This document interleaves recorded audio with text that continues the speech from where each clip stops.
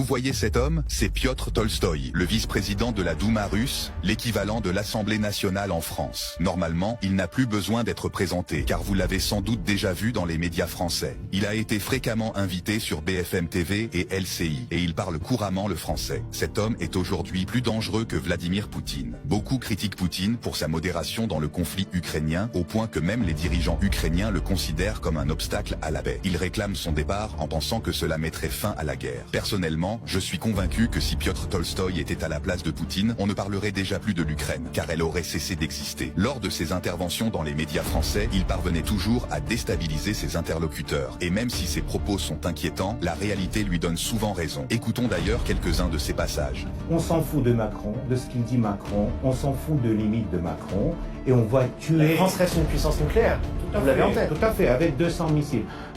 Et donc on va tuer tous les soldats français qui vont venir au sol ukrainien. Tous. Ce que je veux dire, c'est qu'il faut être prudent. Ceux qui pensent que la solution est de tuer Poutine ou de simplement le destituer en espérant qu'une nouvelle figure plus paisible prendra le relais, devraient réfléchir à deux fois. Après Poutine, qui prendra les rênes et sera plus modéré que lui. Si Piotr Tolstoï venait à remplacer Poutine, ce serait véritablement la fin. Un matin, on pourrait se réveiller et constater que l'Ukraine n'existe plus. Un climat de tension a prévalu au siège des Nations Unies à New York lorsque la Russie a annoncé lundi son refus de soutenir le pacte pour l'avenir.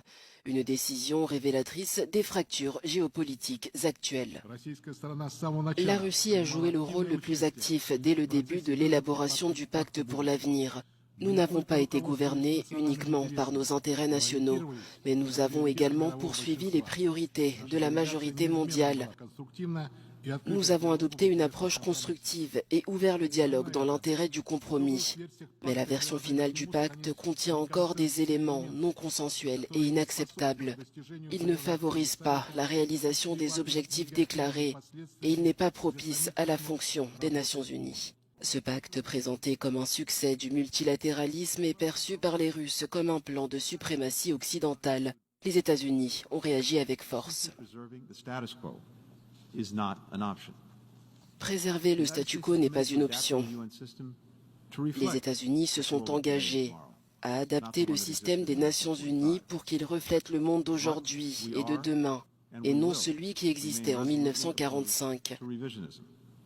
Nous sommes et nous resterons résolument opposés au révisionnisme. Nous n'accepterons pas tous les efforts visant à démolir, diluer ou modifier fondamentalement les principes de la Charte des Nations Unies. C'est une chose de revitaliser, de réformer l'organisation pour relever les défis de l'avenir. Mais c'en est une autre d'essayer de modifier son objectif et ses principes fondamentaux. Ces derniers sont essentiels pour éviter de répéter les horreurs du passé. La Russie a tenté dimanche de bloquer le pacte pour l'avenir, mais les pays africains ont rejeté l'amendement russe, le pacte prévoyant entre autres de refinancer l'aide au développement.